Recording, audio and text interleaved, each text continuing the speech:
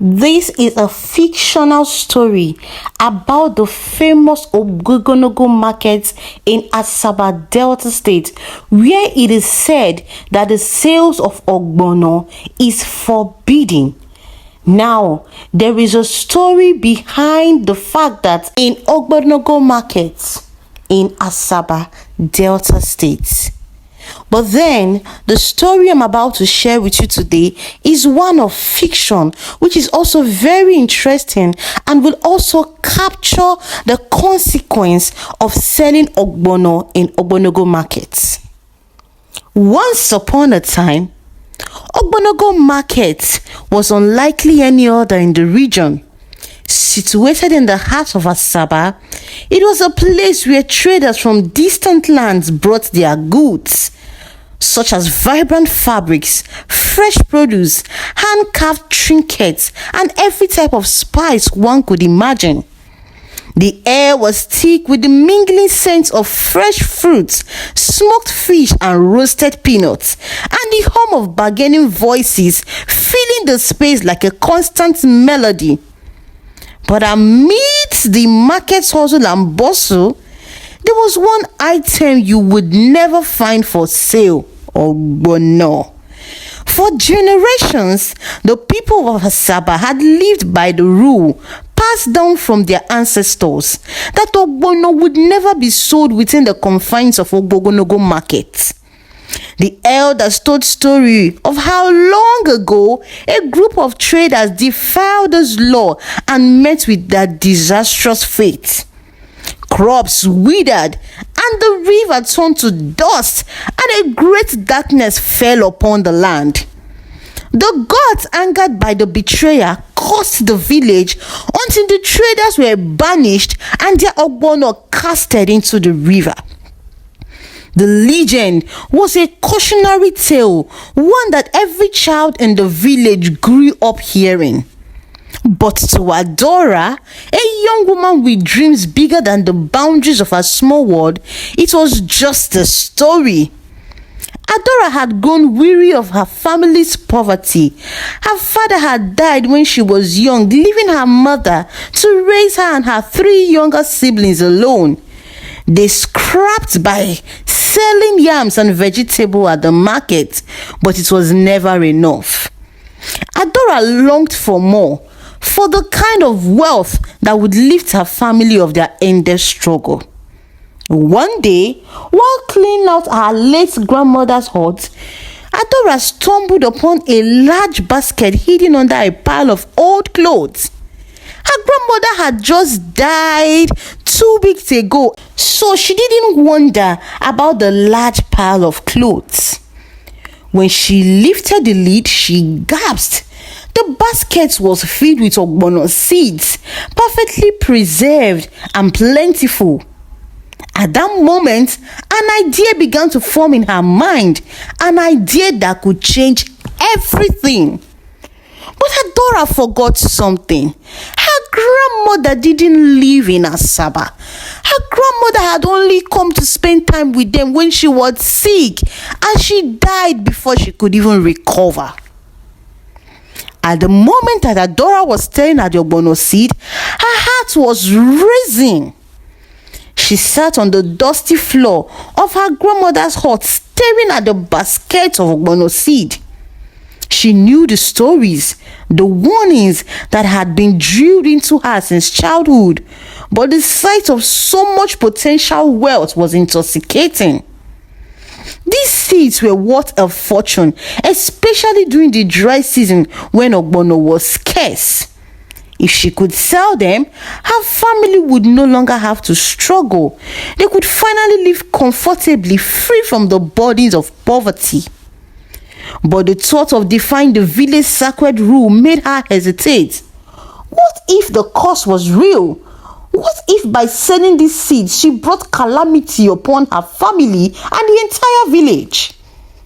As these thoughts plagued her, she felt a sharp pang of guilt. Her mother, a devout woman who feared the God's wrath, would never approve. But Adora was tired of living in fear, tired of the endless circle of poverty that has trapped her family for generations. She was determined to take control of her destiny, even if it meant breaking the rules. That night, as she lay in bed, Adora couldn't sleep. She kept thinking about the Ogbono, the wealth it would bring, and the life she had always dreamed of. In the darkness, she made a decision. She would sell the Ogbono at the market, but she would do it in secret. No one needed to know where the seeds came from, and she would be careful not to draw attention to herself. The next morning, Adora woke up before dawn. She quietly gathered the Ogbono seeds and placed them in a small basket, covering them with a cloth. She told her mother she was going to the market early to secure a good spot for their yams, and with that, she left. As Adora walked through the early morning mist towards Ogbegonogo market, she couldn't shake the feeling that she was being watched. She looked around, but the streets were empty save for a few traders setting up their stalls. The sensation of invisible eyes on her back sent shivers down her spine, but she pushed the feeling aside. She was doing this for her family, she reminded herself. The gods wouldn't punish her for that, would they? When she arrived at the market, Adora found a spot near the edge, away from the busier stores.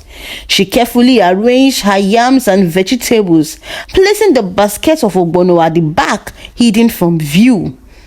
She would wait until the market was bustling before discreetly offering the seeds to interested buyers. As the sun climbed higher in the sky, the market came to life. Traders shouted out their wares, women haggled over prices, and children ran between stores laughing and playing. Adora sold a few yams to passerbys, but her mind was on the Ogbono. She glanced around nervously, wondering if anyone would notice if she had brought out the seeds. Just then, an old woman approached her store. Adora recognized her as Mama Nkechi, one of the village elders and a regular customer of her mother's.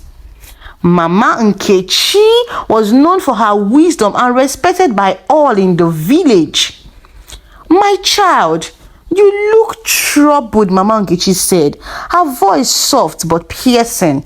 "Is something on your mind?" Adora forced a smile. "No, Mama, I'm fine, just thinking about the day ahead."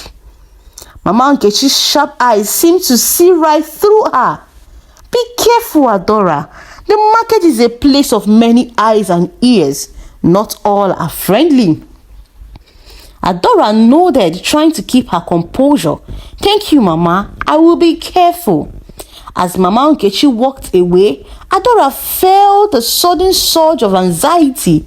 She couldn't shake the feeling that the old woman knew more than she was letting on, but she had already made up her mind. There was no turning back. As the day wore on, Adora's anxiety grew. She watched the other traders with suspicion, wondering if they were watching her in return. Finally, when the market was at its busiest, she decided to take the plunge. She carefully lifted the cloth covering the basket of Ogbono and took out a few seeds. She held them up, pretending to examine them closely, as if they were just another item in her stock. A few women passed by, glanced at the seeds, curiosity flickering in their eyes. But then, one of them, a young woman named Amara, approached Adora's store. "Are those Ogbono seeds?" she asked, her voice low. Adora nodded, trying to hide her nervousness. "Yes, I have a few left from last season." Amara looked around quickly, as if making sure no one was watching. "How much are you selling them for?" Adora named the price slightly higher than usual, but not so high as to arouse suspicion. Amara hesitated. Then she reached for her bag and handed over the money. "I'll take them," she said, her voice barely above a whisper. "But don't tell anyone I bought them." Adora quickly handed her the seeds, wrapping them in a small cloth. As Amara walked away, Adora felt a rush of exhilaration. She had done it, her first sale, and nothing bad had happened. Perhaps the course was just a story after all. But as the day wore on, strange things began to happen. A sudden gush of wind blew through the market, knocking over stores and sending goods flying. The sky, which had been clear and bright, darkened with ominous clouds. The air grew thick and heavy, and an uneasy silence fell over the market. Traders looked up at the sky, murmuring to themselves in fear. Adora felt a cold chill run down her spine. Was this the cause? Had she under the gauze?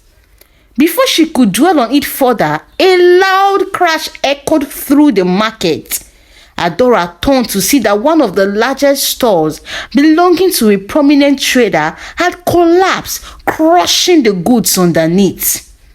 The trader, a man named Obina, was shouting in anger and confusion, but no one could explain what had happened. Adora's heart pounded in her chest. She gathered her remaining goods and hurriedly packed up her store. She needed to get home, away from the market and whatever strange forces had been unleashed.